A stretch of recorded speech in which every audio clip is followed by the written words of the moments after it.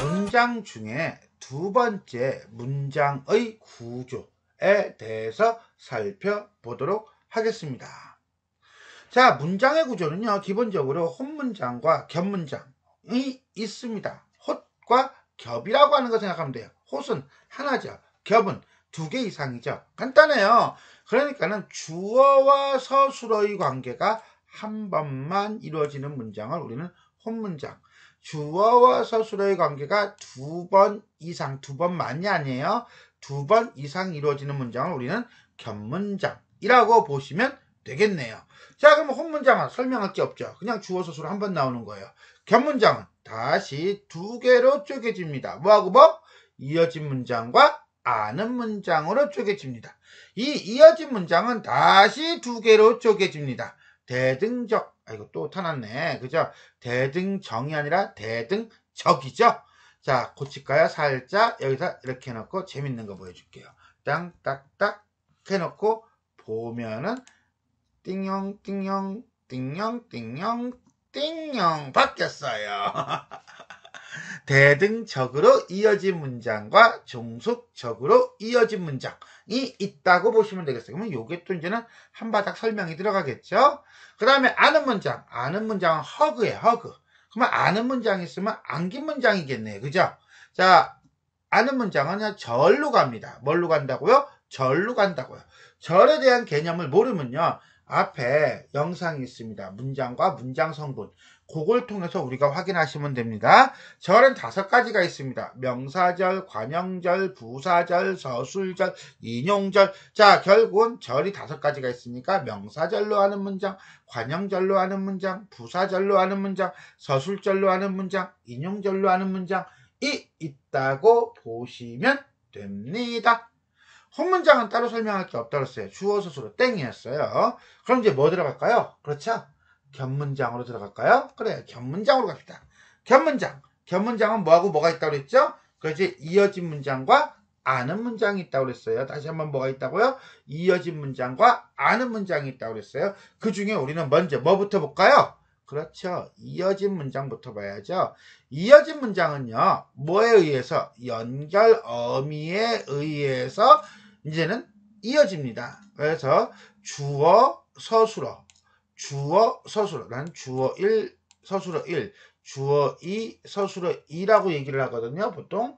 자, 근데 거기에 뭐가 끼어요? 연결 어미가 끼는 거예요. 연결 어미가 끼어서 이게 이제는 앞에 있는 절과, 앞절이라고 하죠, 뒷절의 관계를 맺어주곤 합니다. 물론 주어 1과 주어 2가 같은 경우에는 주어 2를 어떻게 하죠? 생략할 수 있죠.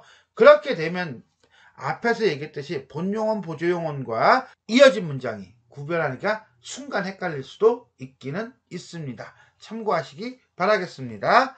자, 그러면 이어진 문장 조금 더 가볼까요? 자, 이어진 문장은 대등적으로 이어진 문장과 종속적으로 이어진 문장이 있다 라고 얘기했습니다. 그러면 대등적으로 이어진 문장은 앞절과 뒷절의 의미가 독립적이며 뭐라고? 독립적이며 뭐라고? 독립적이며.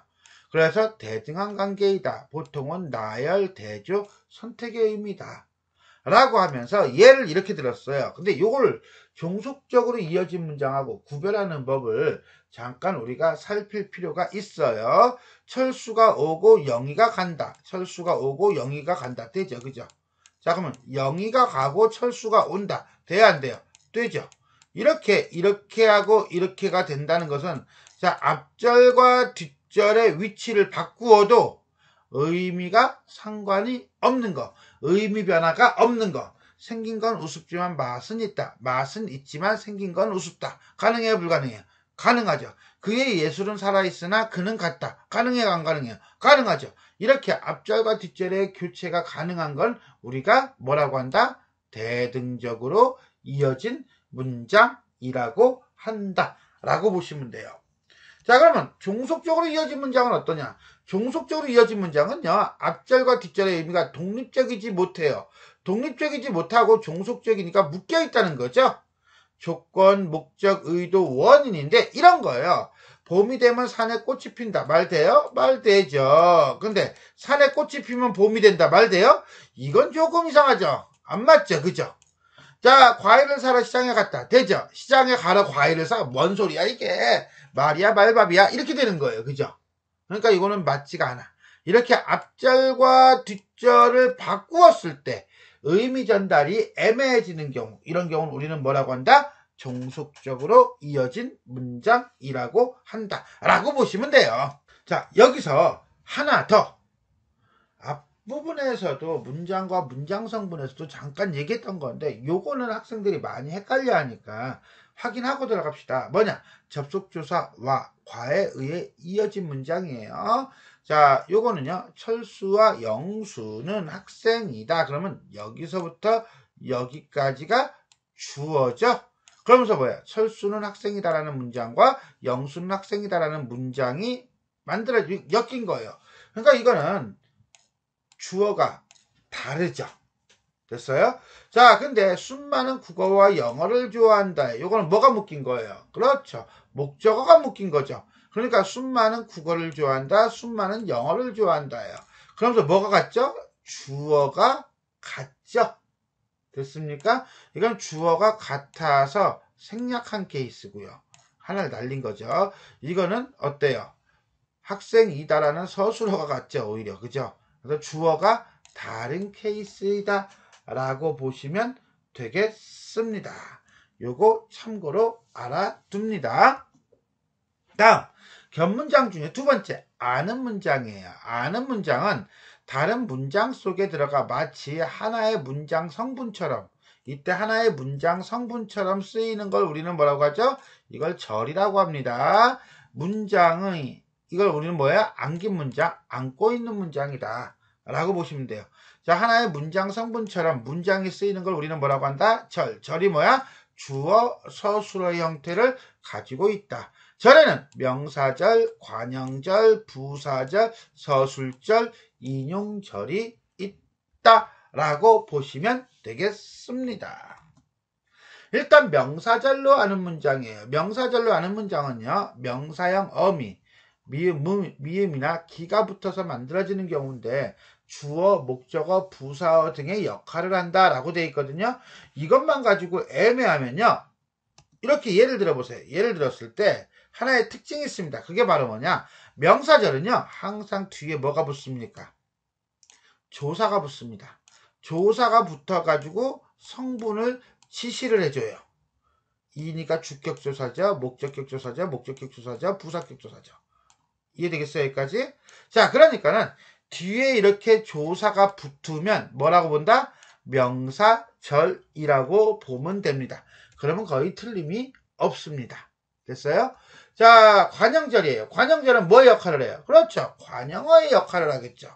관형어의 역할을 하면 뭐예요? 체언을 수식하겠죠. 다시 한번 뭐라고? 체언을 수식하겠죠.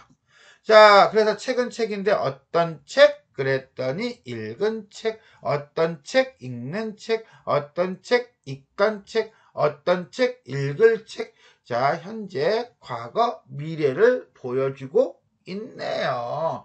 자, 근데 이게 중요한 게 아니라 이 다음이 중요해요. 자, 뭐냐 했더니 이 관형절도 다시 두 개로 쪼갤 수가 있어요. 형식상의 관계 관형절과 동격 관형절이에요.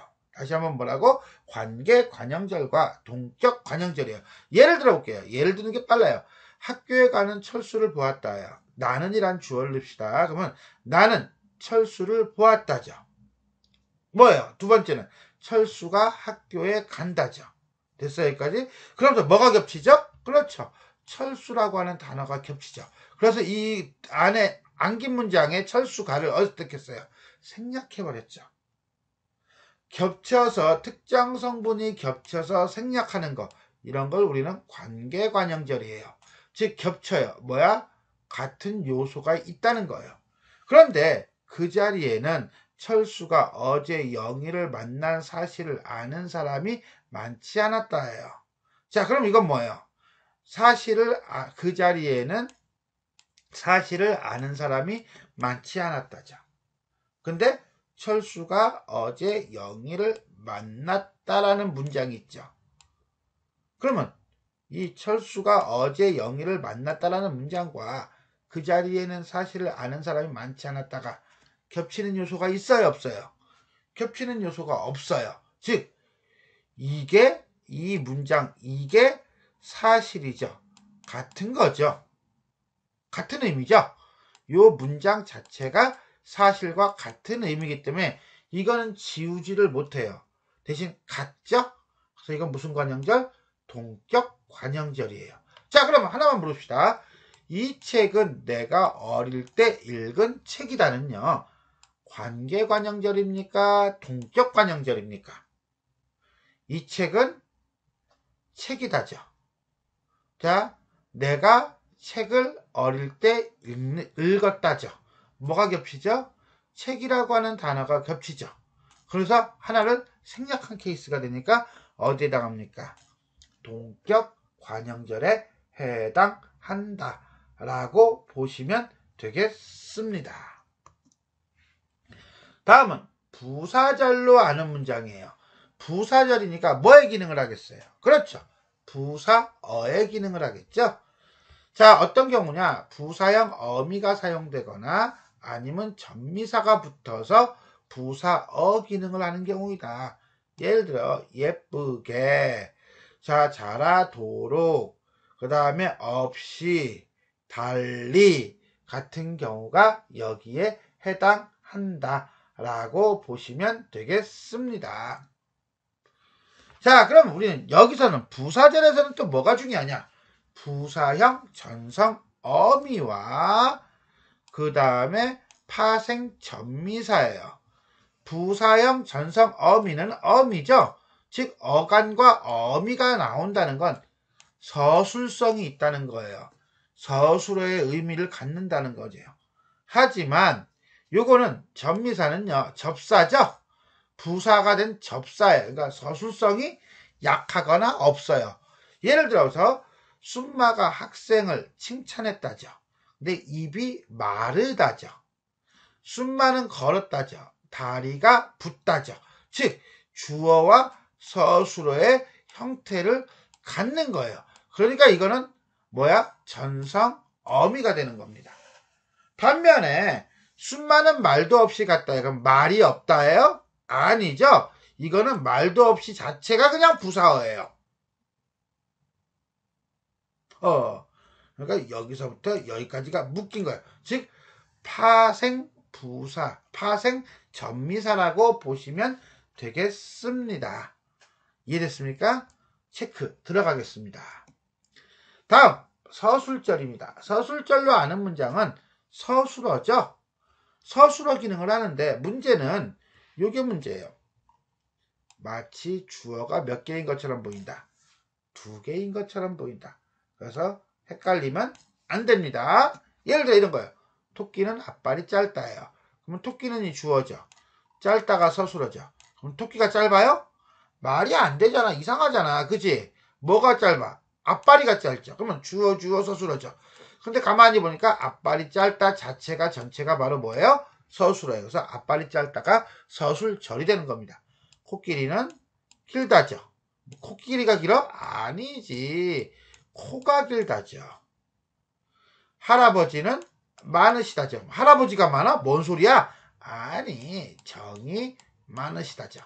이렇게 서술어의 역할을 한다 라고 보시면 되겠습니다. 마지막으로 인용절인가요? 인용절은요, 자, 우리가 이제는 인용과 관련된 부사격 조사가 붙는 거로 부사 문장에서는 부사어 기능을 합니다. 근데 이게 중요한 게 아니라 인용절은요 2종류가 있습니다. 큰 따옴표가 있는 경우와 큰 따옴표가 없는 경우. 큰 따옴표가 있는 걸 직접 인용, 큰 따옴표가 없는 걸 간접 인용. 근데 큰 따옴표도 큰 따옴표지만 직접 인용을 라고, 간접 인용은 고라고 표현합니다 라고 챙기시면 되겠습니다. 자, 지금까지 우리는 문장 중에서도 문장의 구조에 대해 살펴보았습니다.